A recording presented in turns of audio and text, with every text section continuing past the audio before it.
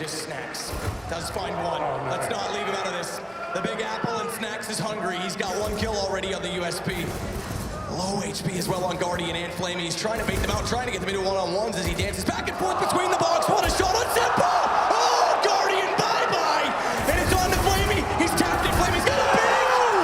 What in God's name is that from Snacks? Unbelievable! I've never seen anything like it. What the hell was that? That's got to be one of the sickest pistol clutches I've ever seen in the entirety of CSGO. Grand Finals time and Snacks pulls this off. What the hell?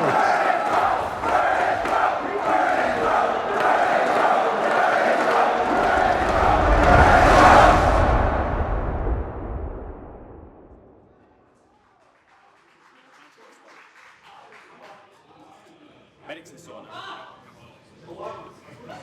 Scout kitchen, I'm watching kitchen. Solid kitchen, denied. Nice pick. Dead. Nice pick. Let's go, let's go. Soldier sword, free pick. Free pick and sword. Oh, wow, man. Yeah, they just spammed it. Scattered it. Nice.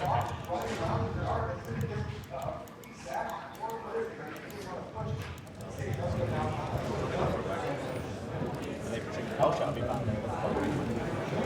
It's coming. What?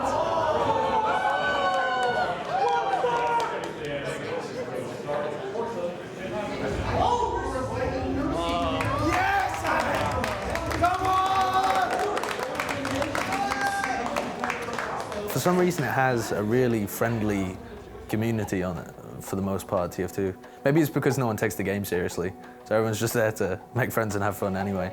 Everyone's far nicer than anything else that I've experienced in other games, even though they have some nice people as well, occasionally. Visually, it looks like a cartoon kind of child's game, and I think that a lot of people aren't able to look past that and look deeper and see the intricacies of the game itself and the skill ceiling being as high as it is. They're upper. Soldier's in. He's lower right. Max, he's dead. Scout lower left. Pushing him. They have Uber still. Demo's lower right. Is the combo upper? Because when I first started playing TF2, I didn't really even know about esports. I didn't know that was like a thing. I don't know. I started playing TF2 and I knew people played it competitively. And I was like, oh, that's pretty cool. Let me just see what it's about. And I started playing with like a lot of people I liked, good friends. A lot of the reason I kept playing and improving was really just to play with those friends, to play with those people. Like that was the highlight really of my like college career, was like playing TF2 with my friends online. It always fascinated me just how warm the community is. They're very welcoming to people like me who I would consider an outsider coming into their world, their kind of cliquey world, if you like, of what they do and what they enjoy. But they would never shirk away from people. They would always invite people to come and enjoy it. The TF2 came upon a really weird period where esports wasn't a thing, but we tried to make it a thing. This always used to be a joke to me that people would say Team Fortress 2 isn't an esport. It is, it's just not a very big one.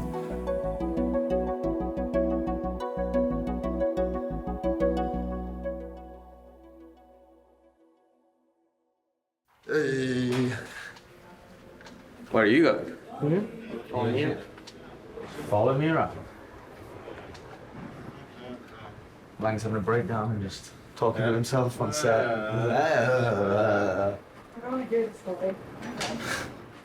No. Yeah. Yes.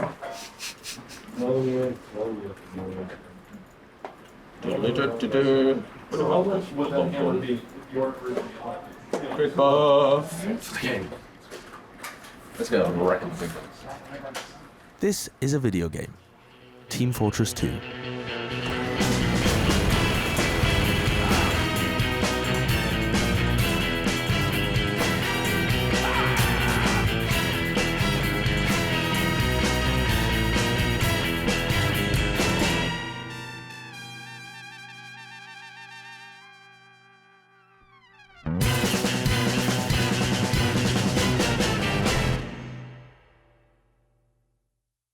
Released in 2007, TF2 is a multiplayer first-person shooter developed by Valve Software as a successor to the original Team Fortress, which set the standard for team-focused multiplayer games in the mid-1990s. With its cartoon-like visuals and addictive gameplay, TF2 was released to critical acclaim and captured a wide audience. In its 10-year lifespan, it has continued to receive constant developer updates, remaining one of the top 10 games played on Steam in 2018. Team Fortress 2's gameplay features 9 classes, each offering unique strengths. In competitive play, there are several game modes that utilize the flexibility of this setup. Of these game modes, 6 vs 6 is the most notable in tournament play. In most cases, the objective in a round of 6v6 is to win control of the map by capturing control points in an intense battle of tug of war. The team that wins the most rounds at the end of a given match emerges victorious. Teams typically start off with 2 scouts, 2 soldiers, 1 medic, and 1 demo man. The soldiers and scouts utilize their unique movement to attack whilst also protecting their teammates or the objectives. The demo man deals explosive damage over an area quickly and efficiently, and the medic ensures his team stays alive through healing. One of the game's most unique aspects is the medic's ability to make his teammates invulnerable. After a certain amount of time spent healing, he builds up and can use the ubercharge. This ability is a central component to competitive play, and makes the medic the most critical role in the game, his ubercharge becoming the backbone of almost all offensive pushes in a given match. It's the whole game is based around this one mechanic, timing it, and everyone playing around the Uber. That's such an enticing part of the game that I don't think anything else really offers, and it's just not quite the same. It's like a ball sport. It's all about the football, in the middle, and all the focus is always there. And TF2 kind of did something a bit similar, where there was just this one mechanic that was so central to the whole game, and it just makes it, for me at least, it made it exciting. When I realized that you could count Ubers in TF2, and teams were good enough to time them and match the Uber to the other team and use advantages and things like that, that blew my mind basically. And I think that's something that, obviously there's timing and these kind of mechanics in other games, but the way it's implemented in TF2, there's just something quite captivating about it, I think.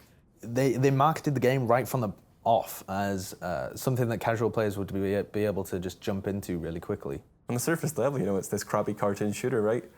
But there's all this history of Quake mechanics, and then on top of that, things like positioning and strategy and stuff that isn't immediately apparent to the average viewer. That game looks very cartoony. It must be easy to play.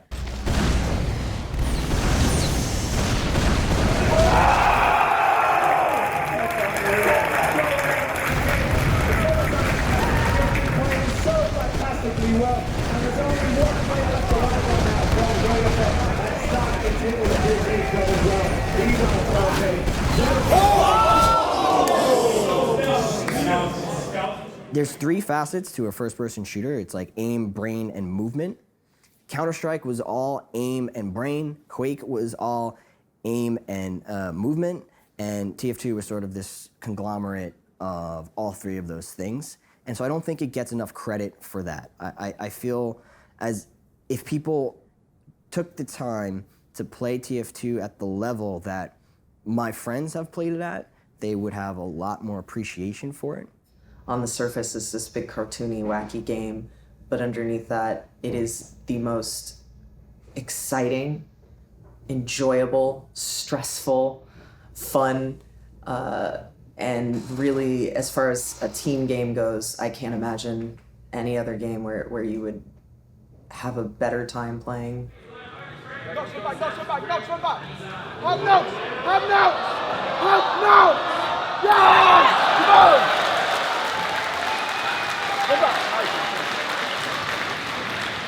I remember watching an ESEA LAN finals, one of my first ones, and I could just see how good some of these guys were. Just from all my previous experience with games, I could tell that it was really high skill based, and that really drew me in. It's so appealing because every single time you play, no matter how well or how bad you play, you just want to get better. You look at the logs, I could have just done better. Or you just die once, could have just done better. Pushing up now, jumping up. Come back, just stand there. Come on. Let's get come on now. Just scout at choke, scout at their choke. Just scout at their choke, scout at their choke. I mean, I don't think I'll ever forget just all the cool mechanics. I really miss rocket jumping and moving around a map that fast and just having the freedom of movement, air strafing. All of the cool tiny mechanics you could do to outplay people was my favorite part of TF2.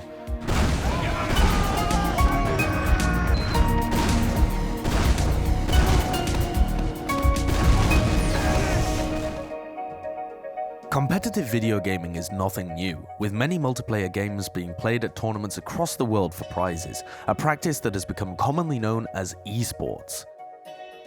Some tournament scenes have become so successful that players are full-time professionals, dedicating their lives to playing video games for a living, playing out matches in sold-out arenas normally reserved for traditional sports. Esports has become a massively successful industry, with some scenes reaching as high as $131 million in total prize earnings as of 2018. While seemingly geared towards casual gameplay, there were some in the TF2 scene who shared a similar drive for competition and pursued the game they knew and loved as an esport. However, despite their best efforts, it hasn't particularly enjoyed the same success as its peers. I don't think anyone is at fault here. I mean, like I said, I think it's really just a timing issue. I think it's actually a miracle that TF2 got to where it is and was as big as it was given the circumstances at the time. You know, it's a pub casual game with no competitive built-in support at all. Because it's been such a community-driven effort from the get-go, because there's not big tournaments sort of imposing rule sets, imposing structure, we've just made it exactly what we want, which obviously means we've customized it way more than most games actually give the opportunity to customize their game. So I think that's moved it far away. I think it's basically out of like a need, really, because we don't really have any support behind us. We have to really do everything ourselves, and everything we do is really born out of passion and love for the game. The thing that separates TF2 from other games is definitely the community. I mean, at the time, it was a unique game. Like you had the Quake aspects, you had the art style. It really appealed to like a big range of people, and it brought in all these different creative types and keen gamers. And what came out of TF2 in the competitive scene, even though it's only a tiny part of TF2, was really incredible to watch. They have no players for the next 8 seconds, or 2 down at least. This is absolutely crucial. EVL can just get on the point, put so much pressure, and they've already grabbed AMS. This is for the map. Gels on the point. Can he get it? Point. Gorbuglio getting all the yes, damage. EVL. It looked like all the momentum was in Seven's favor, and EVL, they managed to come You remember those experiences for the rest of your life, or certainly for life so far? For me, I've still got a bit left to live. I might lose the memories so far. But it's the same with LAN, like, because they happen so rarely, and they're a meeting of all of your big friends and loads of crazy stuff happens, you keep those memories for ages, and it makes the friendships stronger as well. Good job, son. We'll get you into the time. We'll get you to school. Daddy, what's school like? Don't let them bully you at school now, sunshine. Do I stand up for myself? Just too short. We know how to engage one another and really have a good time.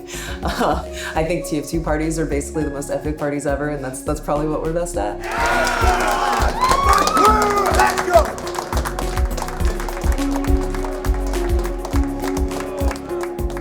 It's like a very rare environment for a competitive video game because people take it very seriously, but there's no foundation for the actual LAN to be built upon. There's no Blizzard checking your hard drives, there's no ESL, there's no Faceit.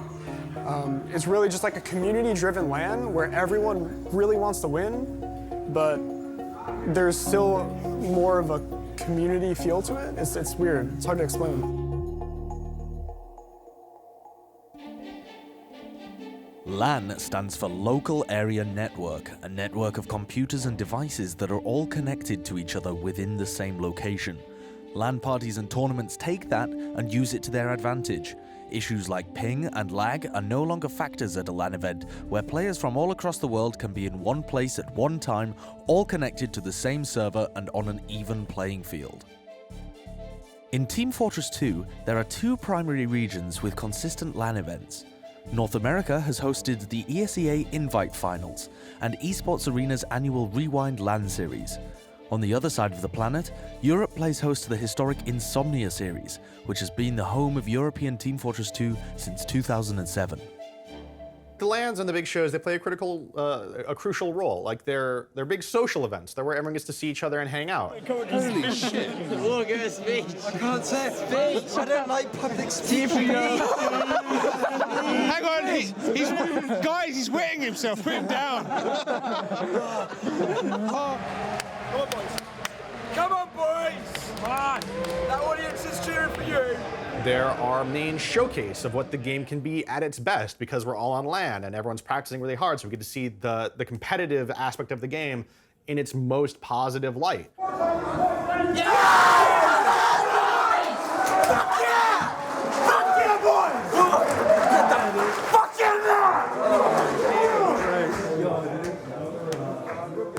It's fun for the talent and the production involved because there's like, hey, here's this big challenge. Put on this big live show in front of this audience. That's a challenge to rise up to for them. And like for the fans and the spectators, they get to come in and see their favorite players. And they get to interact with other fans and watch these games in real time and be a part of the crowd and feel that energy.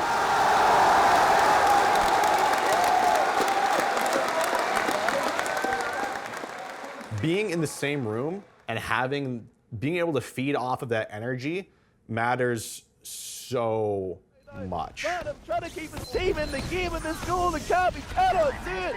Tech gets credit for the kill, but that was a team effort. Seagull first today, first is fun. He's the last man standing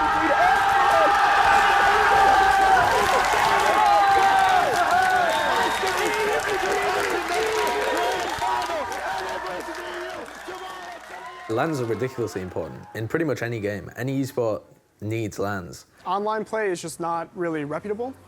Like, there are a lot of things that can go wrong in online play. There's a lot of ping disadvantages, ping advantages. People just kind of work their way toward wins they don't necessarily deserve just because they happen to live on the East Coast or they live in, Texas and they get 5 pinged every server they play on.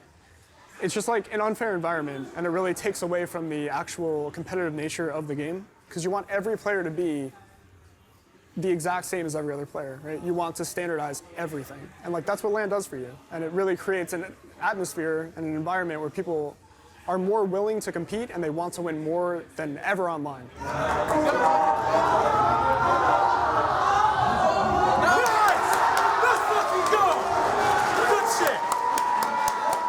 You lose a match online, it's whatever.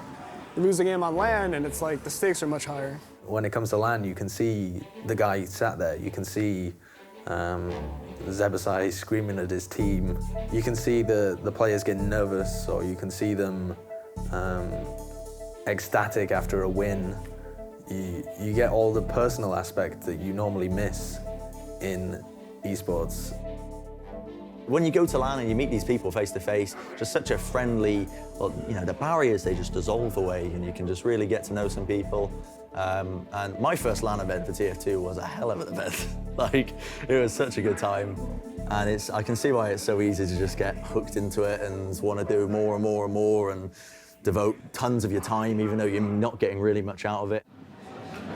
There was something just kind of magical about it. Like this, just the community there, everybody trying to pitch in to make it the best that it could be with what we had. Just having everyone in the same place just makes it all so much better. It just makes it feel so much more real, and it's easier to get way more invested in it and be like, no, this thing matters. I'm gonna do this. I'm gonna pour 110% into this. Everybody in that room was just very into TF2, and it was, again, to this day, one of the coolest things I think I'd been a part of. That's good.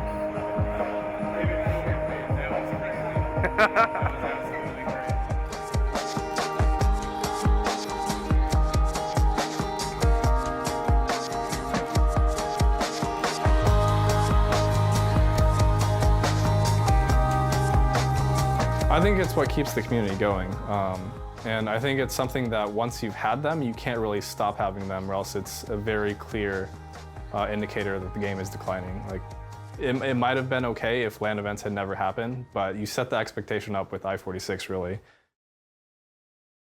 In 2012, TF2 casting organization X Television pushed a fundraiser campaign to send 2 American teams, Leviathan Gaming and Classic Mix-Up, to the 46th iteration of the Insomnia series to face off against Europeans for the first time. With the combined efforts of the TF2 community, as well as a generous donation of over $5,000 by community member Salamancer, the fundraiser met a goal of approximately $20,000 in donations. The success of this campaign allowed these 2 American teams to finally answer the question of which region was superior, America or Europe. After an all-American final, Classic Mix-Up emerged the champions of I-46, forever marking the Insomnia series as the world's most prestigious event for international TF2 competition. It was really Sal behind the whole thing, Salamancer, if you guys remember him. He wanted to really see if he could take TF2 to the next level, and he actually himself put forth $20,000 of his own money to get everyone there and to put TF2 on the big stage and see if it could actually go where he thought it could go. Yeah, so we're going offline soon, guys, but if it hasn't cut out yet, then stick with us. We're going to be back right after the break, and we're going to be back with a big game. We're going to be back with like the upper bracket stuff. It's North America versus EU all day. I think that was really a pivotal moment to get the two communities together and to also show that this is a global community. It's not just one continent and another continent. We never play each other and we just bicker. And I definitely think it was a unifying moment. If we really didn't get any funding, we could have pulled the cord super early, you know, and not have committed Salamancer's funds. But once it really seemed like we were going to get there, then, you know, his commitment, you know, enabled us to even stretch further and to be like, you know what, we're not stopping at one team. We're going to send 2 North American teams over. We really want to see this happen. Yeah, I think it's very interesting, actually, that TF2 kind of found a home at the iSeries in a way that it, for whatever reason, just hadn't latched on elsewhere, and it became like an iconic tournament for TF2. It not only included the best in the UK, the best in Europe, but it also brought over the Americans as well for the first time, and I was genuinely amazed by that. And I remember at the time it was there was some crowdfunding going on back before we really knew what crowdfunding was. TF2 were doing that; they broke new ground.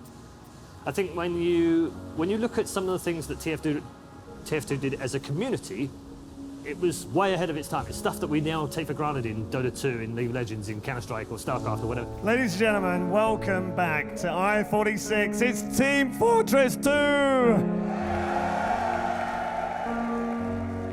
can't believe it. I'm already losing my voice, that's awful. I-46 was like the coolest.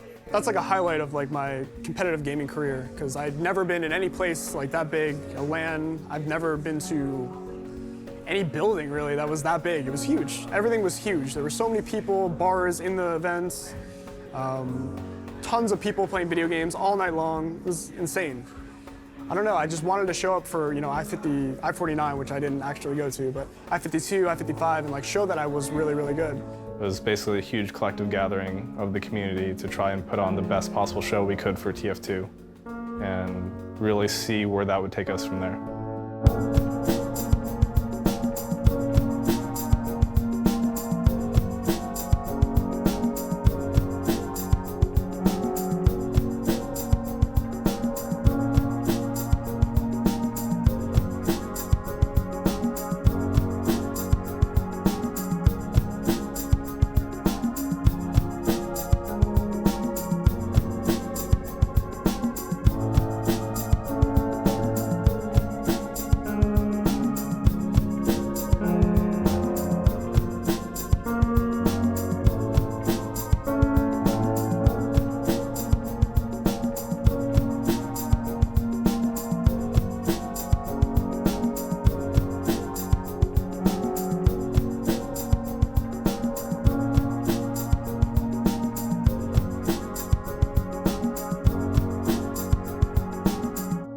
Just giving people these events, these reasons to look forward to the next year, to anticipate something, it was huge. And I-46 was that, but to a new higher level. It was a higher standard of what the big premier event in TF2 is. So yeah, it was I-49 when I flew overseas, because like I'd seen I-46 and I was like, this is amazing.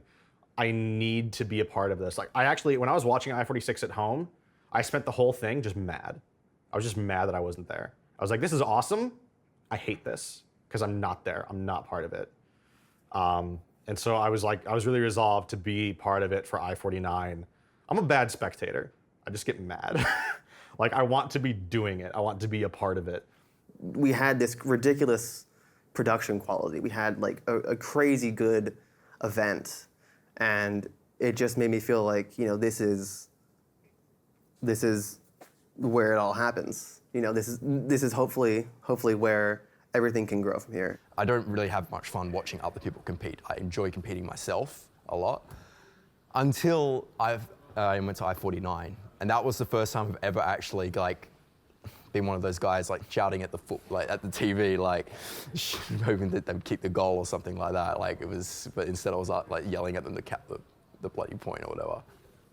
But on a personal level, it was really inspiring, and basically, I had a goal in the back of my head from that point forward to want to get to that level. It's taken the game to a new level of competition because obviously, again, other games get this all the time, get like international competition, whereas for us, because it's like a big investment for teams, you know, like even us coming out to America, I think it's the second time I've been, again, it's a big investment to actually come, and just actually bringing the entire scene together, because sort of the Australian scene, European scene, American scene are all reasonably sized, I guess, for what they are, but you bring them all together and you have that extra level of competition that you genuinely would never get anywhere else with TF2. To go, the Uber's popped onto Tyler, and here we go. Tyler is in platinum with the follow-up. They've not found a frag yet, but the sentry does go down. Aporia's doing everything again to get the damage up. Platinum gets the frag on Aporia. Snowblind taking out Tyler. They've not really got much cap time yet. IM have pretty decent health, but wait. Oh, we have the scouts on the point. Hobbs is down. He got the overstock, and Hobbs gets the second overstock. Oh my God! Oh, Blue Titan!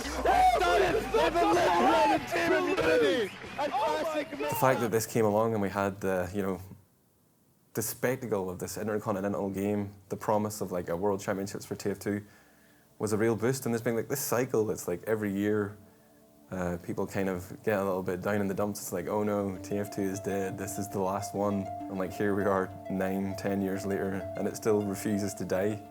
And yeah, I have to admit, like the NA-EU rivalry is probably one of the main things that just keeps it going on both sides of the pond. But the thing that makes TF2 separate from all those others is you have this passion, but you also have a really difficult pragmatic time in making things happen in general. TF2 always had this massive barrier of being 6 people with no proper backing. Well, we're running on fumes, we can't keep relying on fundraisers and stuff like that to send out teams and casters, as grateful as I am for it, it's just not sustainable. And that's a word that's probably cropped up a lot in these interviews, is that it's not sustainable. Have we exhausted people's goodwill? Maybe the sort of, the novelty of it is worn off. Maybe people start to question. And just also the fact that TF2 is like 10 years old now, and maybe people are starting to move on to other games or question, is this the best use of their money? I think at several points in its history, it could have gotten there. Like I-46, if Valve had jumped in, definitely. Like if Valve had jumped in and maybe thrown even $1,000 toward the tournament, like showing it any sort of acknowledgement other than a blog post, I think it definitely would have grown to like a tier 2 esport. I can definitely imagine that. But it definitely needs Valve's help. Tell me a little bit about the letter that you guys sent about, because I wasn't around for it, but I remember it being quite a letter. What was it? Who signed it? What was its purpose?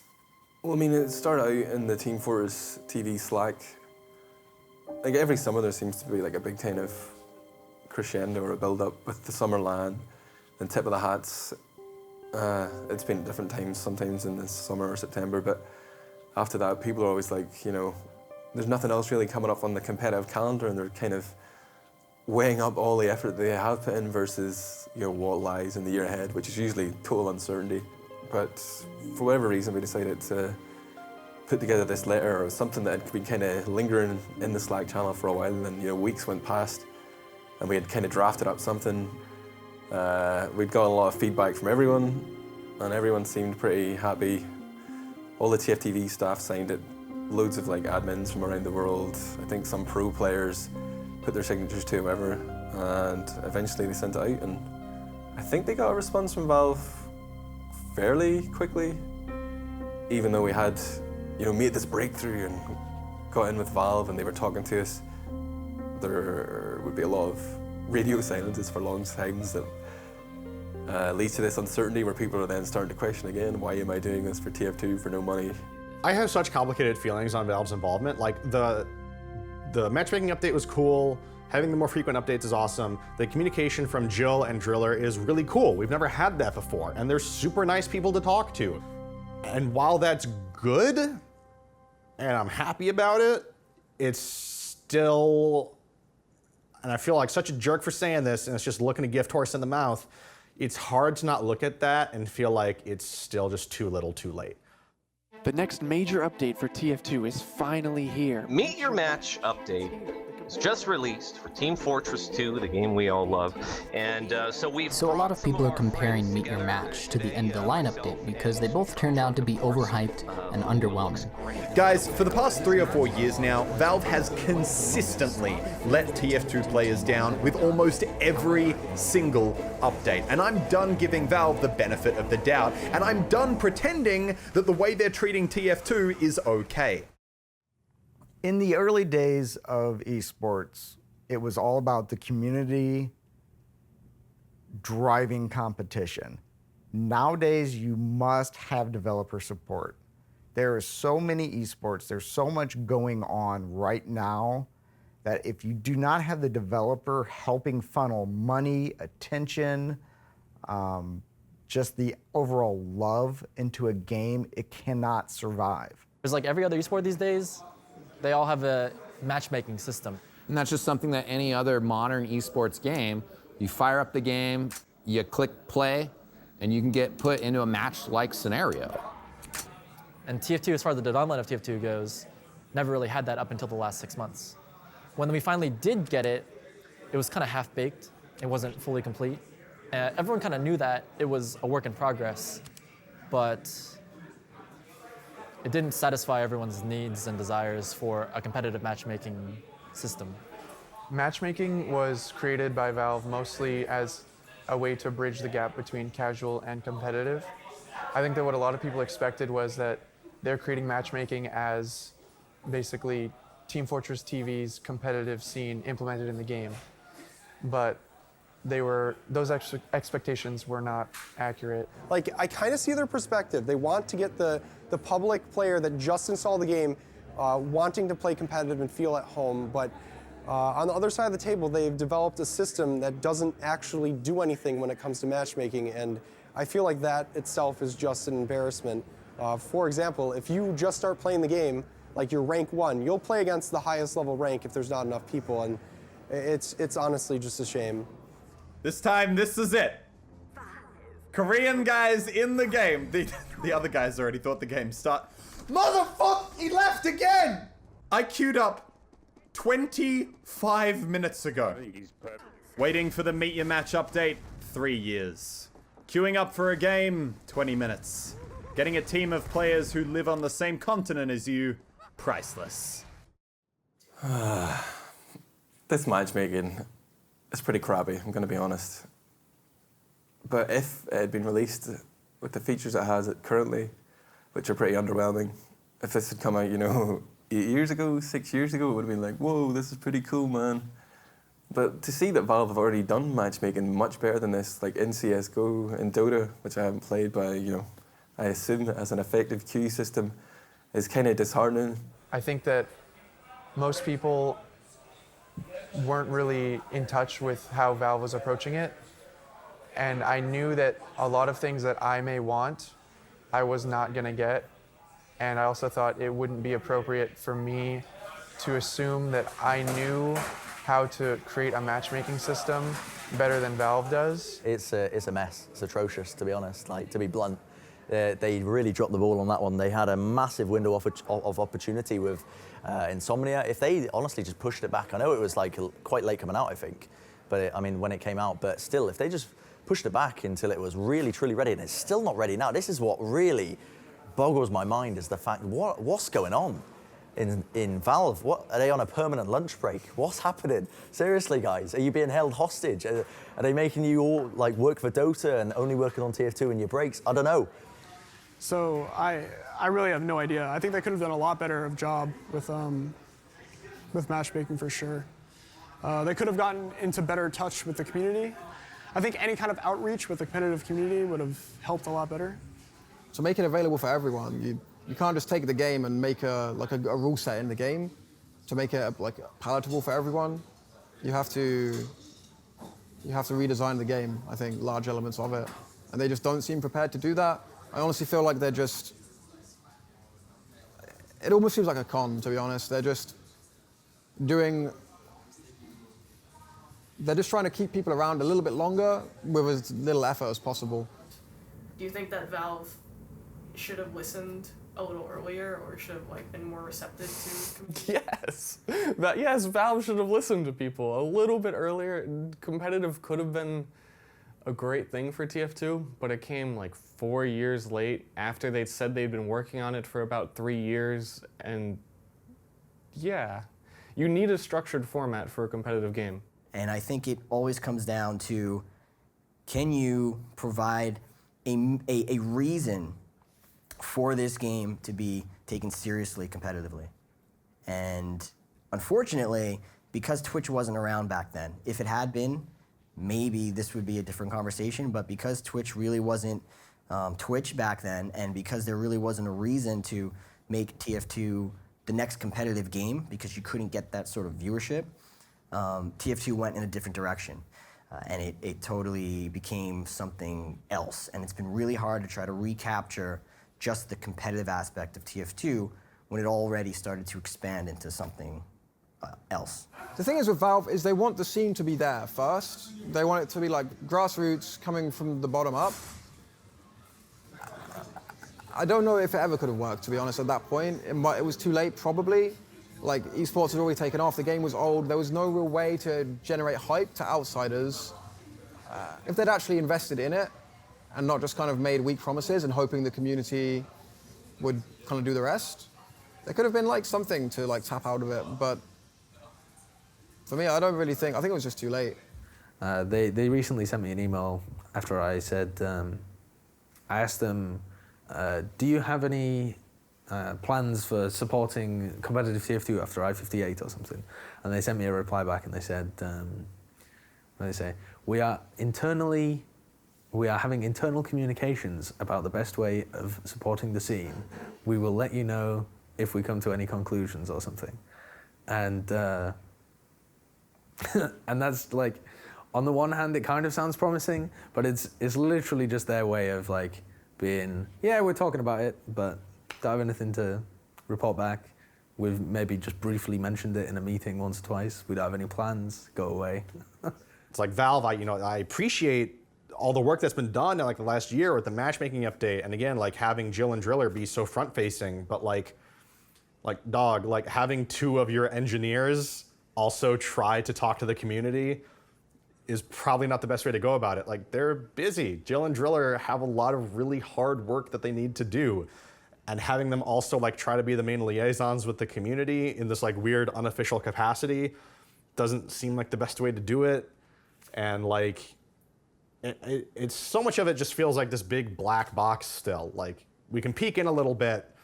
We're getting more outputs from our inputs, but we still don't understand the internals that much. And I tried to talk to Valve many times, and nothing ever worked out. So before Overwatch is even released, Blizzard says, come to our studio and check out our game. That's the easiest decision I could ever make. So you took it. Yeah, I went there, the game was awesome, luckily, because everyone was still pretty skeptical at that point and being like, oh, Blizzard paid you to do this. They just said hello. No one had ever done that before. 9, 8, 7, 6, 5, 4, 3, 2,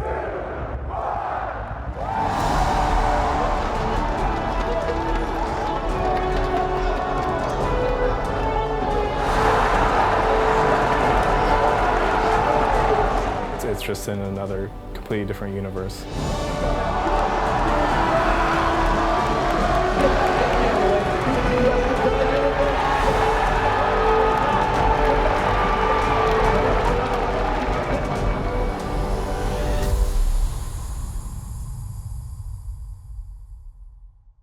In 2016, Blizzard released their answer to the class-based shooter genre, Overwatch.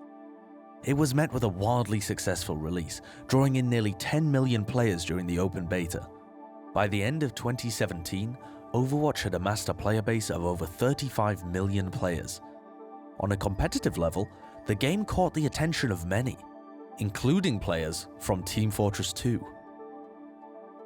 I think it's inevitable that people will compare and contrast Overwatch with TF2. It's quite a natural thing to do. I know that Blizzard were very keen to not compare it, but you can't not compare it. There are very many similarities, okay? And that's even before we start talking about hero similarities. The game mechanics are very similar. And that's partly why you see highly mechanical players from TF2 do really well in Overwatch almost immediately. Like literally the second it was announced, I knew I wanted to play competitively, and that because Blizzard was making a team-based FPS, it was probably going to be pretty successful. And if I ever want to be a pro gamer, that was my last shot, basically, in a fast-paced FPS game. And considering it had so many similarities in TF2, it was like a brain-dead decision for me to make. I feel like Blizzard designed Overwatch to be an esport. Like when Overwatch first came out, like Blizzard knew we are going to push this game and we are going to turn it into an esport. I'm relatively confident that Blizzard had these plans to like make this big league and make this into a big game. And I mean, when TF2 came out, they never went into the game expecting it to be a competitive game. There's obviously a different level of commitment from Blizzard's point of view than to what Valve had. I don't think Valve were interested in any like esports-related Team Fortress 2 thing. That wasn't what they had in mind. And Blizzard have signaled from the beginning that they do want this to be an esports title. So that's already a big difference, right? And I think the game design reflects it. You know, like it makes a difference. They're really trying to balance everything around some of the top players, right? The way they handle Overwatch is a lot better toward growth of the game. Everyone sort of knows what's happening.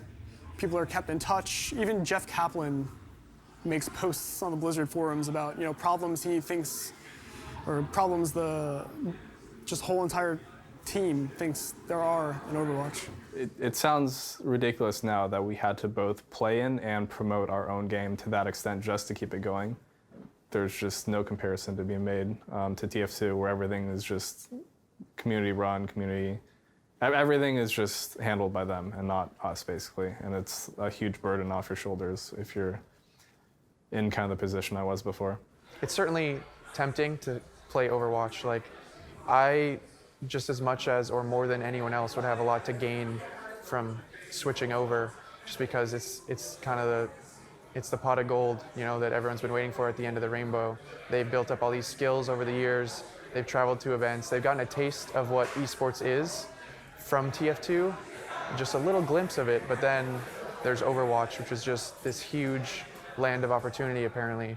Yeah, it's crazy to see them move on, and it's amazing to see them have success too. And I'm happy for the success that they've had, because they get to receive a lot for the talents that they have, and I think that's great, and I'm happy for them. And it's so hard to, when I do cast Overwatch, to not be biased towards some of the guys that I had casted in TF2, because you know, I just love the players.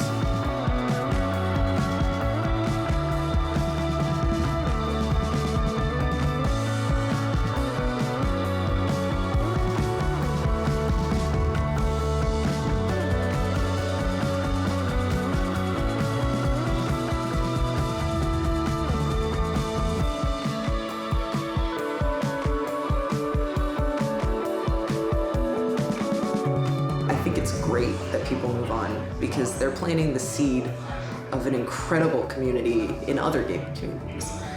Overwatch got really lucky that it got to start with these amazing people from TF2. I don't want to shit on TF2 or anything, because like I really do owe a lot to the game, like a whole lot. Like, it has made me so much of the person that I am today. I probably would not have even started playing Overwatch if it wasn't for me like playing TF2, because I bought a computer because of TF2. I started playing competitive video games instead of like sports in real life because of TF2. But stay tuned, we'll be right back. Kaboom! Even when I did start playing Overwatch and I was just playing casually, I did not start playing Overwatch like super seriously and like expecting to go on a pro team until I started talking to the people that I knew from TF2, and they got me into it. So it's just like, it just all comes back to TF2, it really does.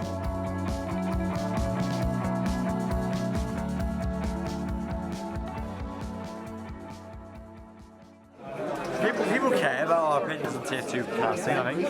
TF2 is such a fucking good game, right? I'm going to tell you that straight up right now, straight from my heart, because I'm pissed, right? I'm not going to lie. TF2 is a fucking good game, right? And the fact that it doesn't get the recognition it deserves just annoys me on a deeper level, right? It's such a good game. Fuck. It's just an unfortunate.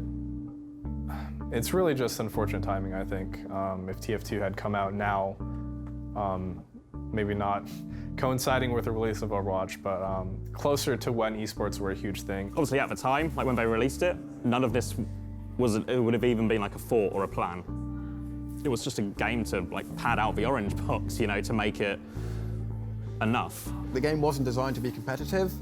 As a niche scene, we managed to like bash it like a playable competitive game, but it's a niche scene. Like you have to, like it's a big barrier to get into it. Valve just didn't support us until like way after. Like after Overwatch came out, TF2 was kind of left in its shadow. Despite it being a very different game, on the outside looking in, they look very similar. And who isn't going to pick the shinier, newer product when you have the choice? That letter was an act of desperation, really. That was like Lang saying, I'm done with TF2. I'm prepared to give Valve one more chance to, to say something about it. The relationship with Valve is better, like you're saying, they promote events, but it's paltry. Sometimes just that dead silence from a developer, you're like, do they care or not? It feels like Overwatch cares, but I've talked to the developers at Valve. They really care. They're just not as vocal. They've started doing a little bit more communicating, putting out blog posts that kind of update the community on what is going to come in the future, new updates, just saying a few basic things, even if those are all the things you hear for the next 6 months. For some reason, that keeps people happy. I don't feel any responsibility to try and sugarcoat things anymore for people. We've given a lot of our hours to the game and the scene to try and make it maybe something bigger than it is. Like if it had got big, I guess you're always going to lose it. Do you know what I mean? Because suddenly going to an event isn't just, you know, if there's like 10,000 people, however many have come to watch the teams and watch the game, you're not going to be able to have the same thing. Whereas here, it's just, we're all going to the same bar because there's only one bar at the venue and everyone's just happy to talk to each other because there's no ego or whatever. Everyone's really nice and friendly and accessible. That just doesn't happen in CSGO. It doesn't happen in Overwatch. Like those games, it's very different. And there's a very separated feel between players and the community. Whereas in TF2, the players are the community. It's low open players that are coming to LAN to meet their idols. It's people that, the people that watch TF2 are the people that play TF2. And so our player base and our viewer base are one and the same. CSGO, you just don't get as much of a community feel as you do with TF2, just because the game was so big. It didn't seem as easy to get feedback from people, at least from the community as a whole. It was just, it felt much easier for me to go and approach people that were kind of higher up on the community ladder in TF2, whereas CSGO, I mean, you got feedback. They were receptive of me, but TF2 had a greater reception, I think, and willingness to help. Maybe it's because it has that more casual feel to it and homegrown grassroots kind of thing, where everyone was helping each other to elevate TF2 to the next level, rather than trying to shit on each other to get the jobs or whatever. You know, like if TF2 was a real esport, then you wouldn't want to help other casters, for example, get up to your level. You'd want to try and, you know, help them a little bit, but make sure that you stayed on top of them because you want the jobs or whatever. But there's never been that kind of competitive aspect to production or even players in TF2, so everyone just helps each other for the good of the game. Maybe the money would ruin it. Maybe we don't want money in TF2. You can keep your money. Keep your money. I like TF2.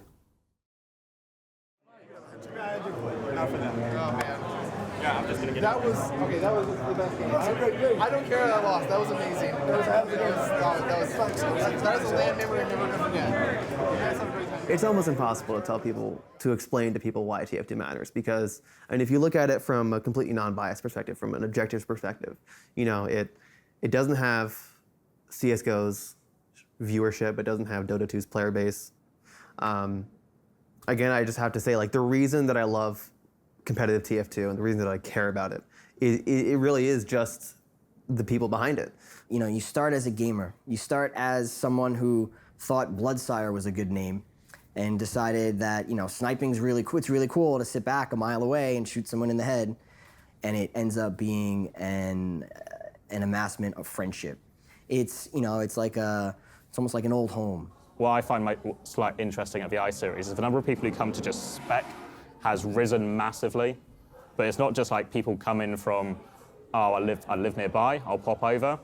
It's like people will fly in, like coming from Norway, coming from other countries, just to watch, just to be part of that community, be part of that experience. I want to come back and see, you know, all these people and get to hang out with them again, because it had been years since I'd been to, say, I-55, and I loved that experience, and just even get to see guys for a night or two again is great. I think that's one of the biggest things, is the friendships and the bonds that you built with people along the way. And getting to experience that again is why, at least myself, why I come back to some of these events if I can. Obviously, people move on, and I think they will continue to. And I think that that's highly likely to happen. I mean, I'm not laboring under any delusion that the little bubble that I live in now will stay forever. But I think when you really care about people, you really love people, and you really become a part of their lives, you're there forever, and we'll find a way. And I think that'll always be important to me. I can't see myself living the kind of life where I could forget about this. Gamers are unfairly labeled as escapists, and that's not true. We don't play games to escape life. We play games to enrich life. What we've been able to do with a game like Team Fortress 2 is enrich the lives of not just ourselves, but others. And that's important. That means something. We put a tiny bird on that hat. Welcome to day 2 of Tip of the Hats 2017. We are here live from eSports Arena in Santa Ana. My name is Lang, and joining me on the couch is my roommate in the real life, Austin Tagarong. Tip of the Hats is an annual charity live stream created by members of the Team Fortress 2 community. Every year, Tip of the Hats raises money for Children's Oncology Services, Inc. to help fund Camp One Step, a non-profit program to help send children diagnosed with cancer to camp. Since its 5th event in 2017, Tip of the Hats has raised a total of over $600,000 for Children's Oncology Services, Inc. I think what's so amazing is that it's a grassroots thing that was really built up by this base of like 3 or 4 guys who got together with this idea to raise money.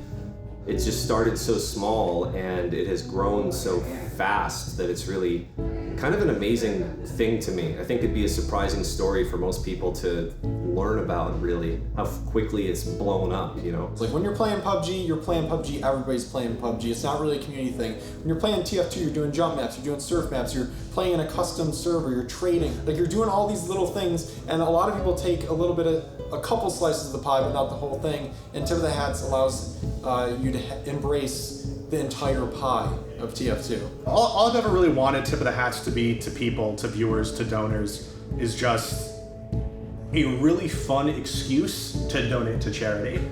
That's as spicy as I remember it. Oh, I can't. My old friend. Oh, I've got hiccups. I've got. Oh man. I like that our show, it's the same thing I like about Games Done Quick and working for Games Done Quick. Both Tip of the Hats and Games Done Quick are improbably silly and absurd shows. And the fact that they still have this charitable, this altruistic cause, and that they are so successful at them is, I think, just what makes them great. Like, we're just having fun doing really dumb things, and turns out that you can do that for good as well.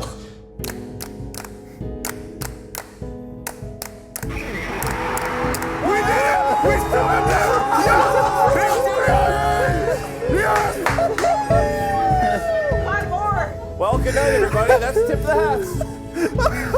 I think for the TF2 community, it's been one of the prime examples of what makes that scene so great, is that it had people that were excellent at being able to put together a project, had tons of different skills, amazing artwork contributors, people who had talents all over the place, and a really generous community that loved getting behind projects like this and really enjoyed donating to charity, donating to tons of different projects. A real crowdfunded community.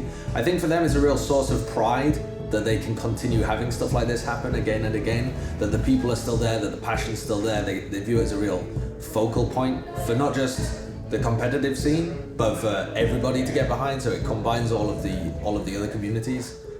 I'm not looking to have one big blowout Tip of the Hats. That's the end all be all. And it's like, all right, we're sending this one off, folks. This is the big one. We're making it count.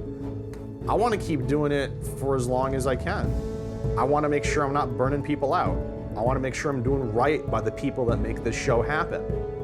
I wanna have these long-term plans that we can keep doing and keep coming back to, because it just gets more and more special every year. It has really validated the TF2 community as being like something that deserves to exist in the world. The fact that Tip of the Hats exists, and the fact that everybody's excited for it, and everybody watches it, and everybody doesn't, maybe you don't even donate, maybe you can't donate, maybe, you know, the fact that people care about it is just, I mean, that's what TF2 is supposed to be in the world.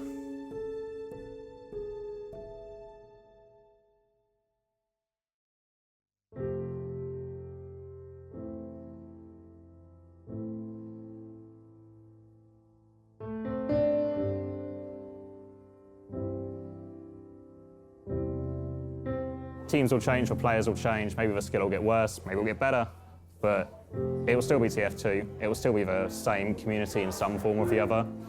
And even like, if I look back to when I first started playing and what the community was then and what it is now, it's almost completely different people with a few exceptions, but the community's the same. Like, it's the same kind of atmosphere, it's the same community spirit. The things that have always kept me coming back are just the competition, really. There's always been another season, there's always been a rivalry, you know, someone else that I want to beat, maybe. And it's just fun. I don't know, it's my favorite game of all time. And even though there are other games out there, like Overwatch that everyone's quitting to play, I've played it and I just don't like it. It doesn't scratch the same itch, you know? TF2 for me is just, it's just the best game I could be playing right now.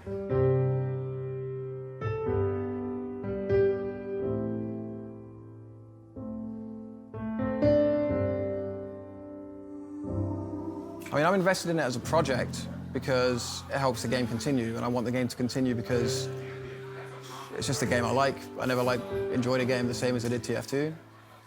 There are elements to the game you can't get anywhere else. I feel like, especially the guys on 7, they're doing it because it's just the game they love, basically. They don't get the same, like, there's no other game that can deliver it. So many people went to Overwatch, played it, and they're just like, it's similar, you know, some of my skills translate, but they just don't get the same out of it as they would TF2.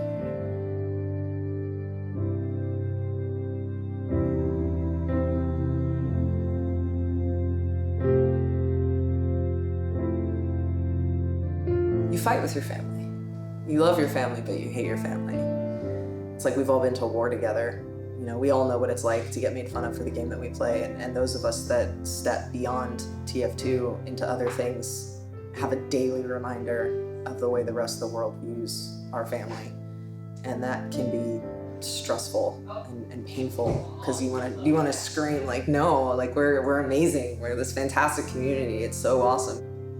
I think a team from Australia going overseas indirectly can make people play for longer. When they inspired me to keep playing, because I really thought, at that point I put in like 8,000 hours in the game, like 6,000 hours or something, and like I wanted to kind of like have something to show for it. And I think that having a team do something like that can potentially inspire a lot of players to keep playing and potentially inspire new players to come along. And these events, basically the more hype surrounding it, the more chance they're going to watch it, and more people are going to join the competitive scene because of it. I think part of like what makes the TF2 community the way it is that like the path has never been clear for us. When people started playing TF2 competitive, you couldn't turn off crits. You couldn't really enforce class limits. We didn't know what class limits should be. Should this be 6v6? Should it be 8v8? We don't know. Nobody's play tested it in a competitive format. There was never a clear path laid out. So every single bit of competitive TF2 that exists came from the community. It was entirely grassroots. No company or organization just like delivered it from on high, like, hey, here's this thing we focus tested and we think it's pretty good, and like, here's this game format. TF2 is just so much more tightly knit because we had to all figure that out together. Like, there was no clear plan. Nobody knew how to make the game work as an esport. You could argue that we still don't know, clearly. Just the fact that everyone's just having to dive in there and figure it out, and it's like, all right, let's just make this the best we can be, because we know at the core, these mechanics and these classes are so fun and the skill ceiling is so high and there's so much we can do. There's a real sense of ownership over it in the community. Like, no, this is a thing that we built. This is a thing that we made. And, you know, from everything to, you know, figuring out the rule sets and the formats and the strategies and the metagame and how to like improve your aim and how to hit all these crazy shots and rollouts and strategies and uber timings and writing plugins to make practicing easier and plugins to make spectating easier and figuring out configs or how to make the servers work.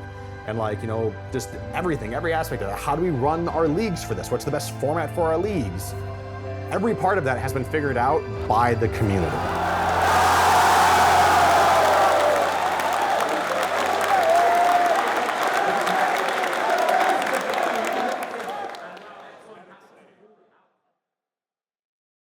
What TF2 is to me is the best game that I've ever played competitively, the most fun that I've ever had in a game, the best people that I've ever met in a game. It's been a joy to watch and produce and be a part of the community. You have a lot of good feelings towards it, you have a lot of friends in it, and you've built a lot of memories.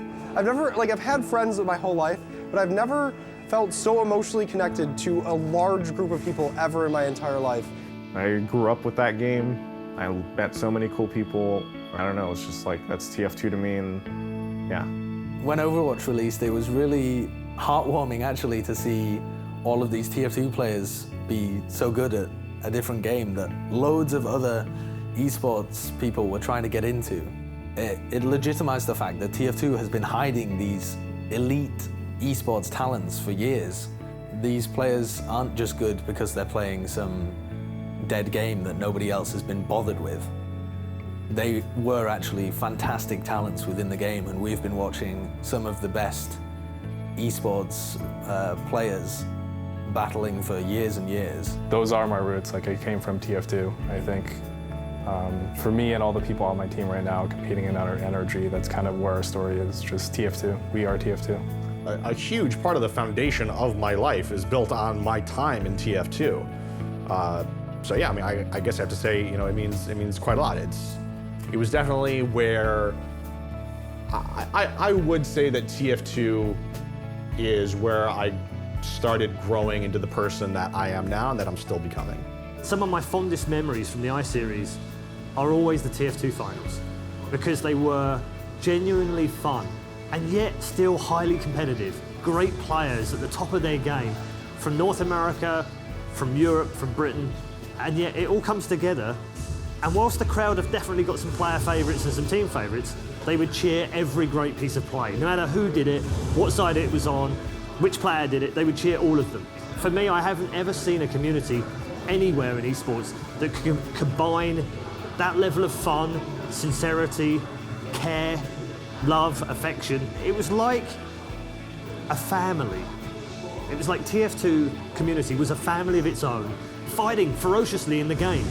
And then an hour later, sitting down in the pub and drinking together and talking about old war stories and about how cool it was to beat these guys this year, but next year we'll get you back. And all done in a really friendly, fun, kind of bantering way, but with ferocious competitiveness. TF2 for a while now has been the only good thing in my life. It's hard for me to imagine my life without it, because I don't remember ever being as happy as I've been since I found this game. These people changed my life.